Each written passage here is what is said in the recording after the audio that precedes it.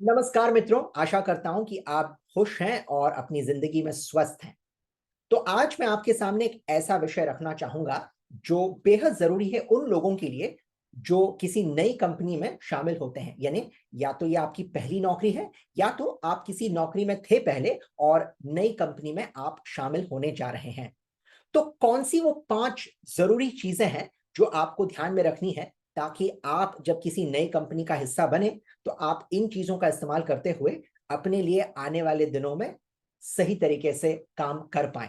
ठीक है, तो दर्ज कीजिए इन 5 चीजों को। सबसे पहली जो जरूरी चीज है, जब कभी आप किसी भी नई कंपनी में काम करना शुरू करते हैं तो उस कंपनी के जो नियम है उनको जानना। हर कंपनी के अपने कुछ नियम होते हैं।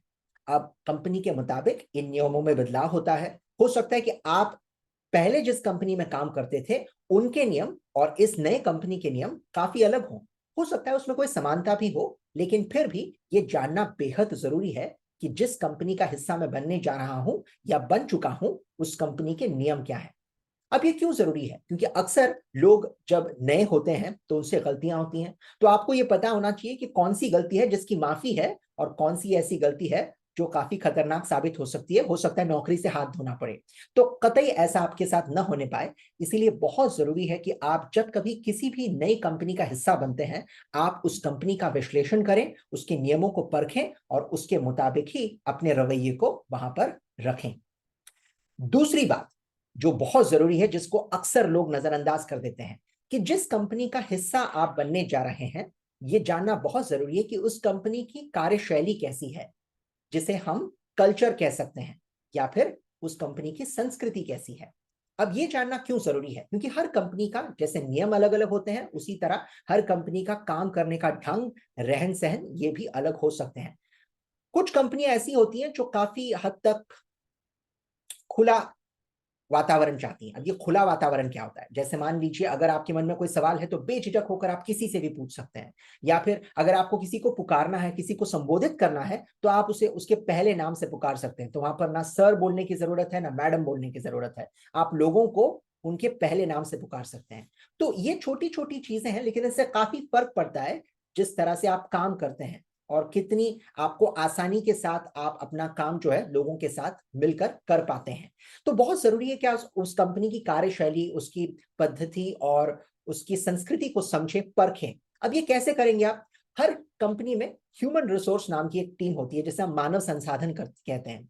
तो इस टीम के साथ आप थोड़ा वक्त बिताइए, क्योंकि ये आपको बता पाएंगे कि हमारी कंपनी की कार्यशैली कैसी है, काम करने का ढंग कैसा है। उसी के साथ साथ जो आपके साथ बैठने वाले लोग हैं उनके साथ भी थोड़ा वक्त बिताइए, ताकि आपको पता चले कि यहाँ पर लोग किस तरह से काम करते हैं। कुछ कंपनियां होती हैं जो काफी गंभीर होती हैं, कुछ कंपनियां होती हैं जहां पर वातावरण काफी खुला होता है, और कुछ दोनों के बीच होती हैं। तो ये जान लेना बहुत जरूरी है कि आपकी कंपनी किस तरह से काम करती है। नंबर 3 और बहुत ही अहम चीज है, आपको यह जानना चाहिए कि आपका जो व्यापार है, जो बिजनेस है आपकी कंपनी का, उसमें मुनाफा किस तरह कमाया जाता है। तो कौन से वो प्रोडक्ट हैं जो हमारी कंपनी बेचती है, या कौन सी वो सेवाएं हैं जो हम लोगों को मुहैया करवाते हैं, उपलब्ध करवाते हैं, ताकि आपको पता चले कि आपकी कंपनी मुनाफा किस तरह कमाती है। अब ये जानना सिर्फ उन्हीं के लिए जरूरी नहीं है जो सेल्स टीम या बिजनेस डेवलपमेंट टीम का हिस्सा है। अक्सर लोग सोचते हैं कि भाई अगर हम कुछ बेचते हैं तभी हमें पता होना चाहिए कि हमारी कंपनी के प्रोडक्ट या सर्विसेज क्या हैं।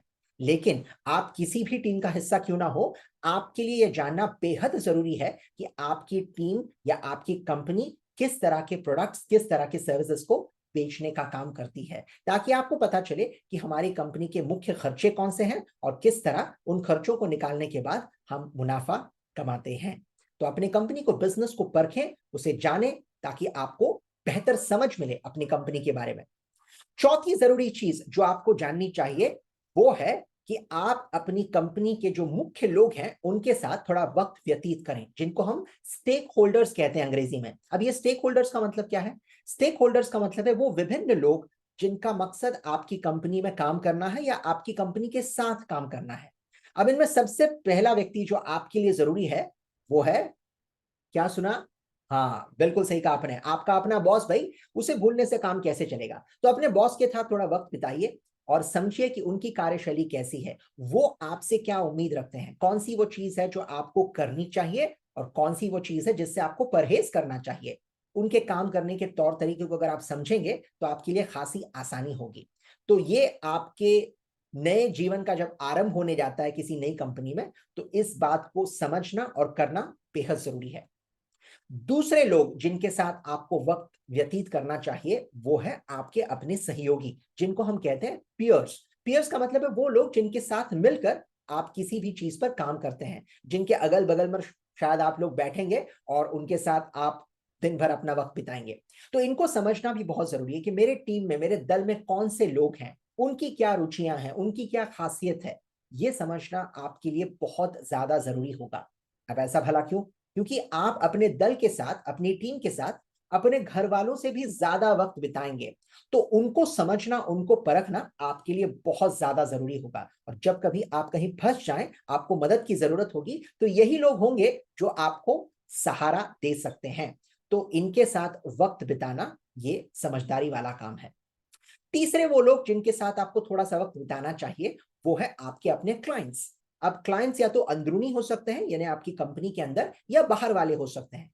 तो अगर आपके अंदरूनी क्लाइंट्स हैं तो उनको जाकर मिलना ज्यादा कठिन नहीं है। उनके साथ बैठिए, थोड़ा चाय वाय पीजिए, या फिर उनके साथ खाना खाने जाइए, ताकि आप उनको समझ सकें, उनकी अपेक्षाओं को पहचान सकें।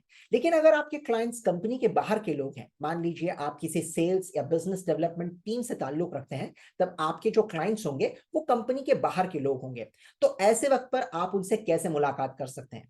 तो ऐसे वक्त पर आपके दल के लोग जब क्लाइंट से जाकर मुलाकात करें, आप अपने सहयोगियों से दरख्वास्त कीजिए कि क्या मैं आपके साथ मीटिंग के लिए चल सकता हूं। तो उनके साथ जाइए, थोड़ा वक्त बिताइए, समझिए, परखिए अपने क्लाइंट्स को और उनसे मुलाकात कीजिए। तो ये भी छोटी छोटी चीजें हैं जिससे आपको काफी फर्क महसूस होगा और काफी राहत महसूस होगी, खासतौर पर तब जब आप किसी टीम का और किसी कंपनी का हिस्सा बनने जाते हैं। अब इसके अलावा एक आखिरी चीज है जो बहुत जरूरी है, जो आपने करनी चाहिए, कि अपने लिए एक गुरु तलाशें। अब ये गुरु कौन है भाई? ये गुरु वो है जो आपको इस कंपनी के बारे में समझाएंगे, अगर आप कहीं फंस गए तो आपको सिखाएंगे, जिसे हम अंग्रेजी में मेंटर कहते हैं। तो मेंटर का होना या किसी गुरु का होना ये इसलिए जरूरी है ताकि आपको ये पता चले कि आप कंपनी के अंदर किस तरह से काम कर सकते हैं, कौन सी वो चीज है जिसको आपको अपनाना चाहिए, कौन सी वो चीजें हैं जिससे आपको परहेज करना चाहिए। तो गुरु का मतलब ये नहीं कि कोई उम्र में आपसे बड़ा हो या फिर बहुत ज्यादा अनुभवी हो। नहीं, गुरु का मतलब ये है कि कोई व्यक्ति जो उस कंपनी में काफी अरसे से काम कर रहा हो, वो आपको बेहतर ज्ञान दे सकता है इस कंपनी के बारे में। तो अपने लिए गुरु जरूर चुनिएगा ताकि आपसे गलतियां कम से कम हो और जल्द से जल्द आप इस कंपनी में तरक्की के रास्ते पर चल सकें। तो ये है वो 5 जरूरी चीजें जिनको अपनाते हुए आप काफी हद तक कामयाबी पा सकते हैं किसी भी नए वातावरण में, किसी भी नई कंपनी में। कौन सी वो 5 चीजें हैं? चलिए मैं आपके लिए दोहरा देता हूं। सबसे पहली चीज, कंपनी के नियमों को पहचानिए और जानिए। दूसरी चीज, कंपनी के वातावरण को पहचानिए, यानी उसकी संस्कृति, कार्यशैली को जानिए। तीसरी चीज, ये जानिए कि आपकी कंपनी का मुख्य बिजनेस क्या है, कौन से प्रोडक्ट्स और सर्विसेज हम दूसरों को उपलब्ध करवाते हैं और किस तरह मुनाफा कमाते हैं। चौथी बहुत जरूरी चीज, वक्त बिताइए उन सारे लोगों के साथ जो आपके लिए बेहद जरूरी है, जिनको हम स्टेक होल्डर्स कहते हैं, जिनमें शामिल है आपके अपने बॉस, आपके सहयोगी और आपके क्लाइंट्स। और आखिरी चीज यानी पांचवी चीज, अपने लिए गुरु तलाशें जो आपको सही रास्ता दिखाए, अगर फंस जाए तो आपकी मदद करे और आपको भटकने से रोक ले।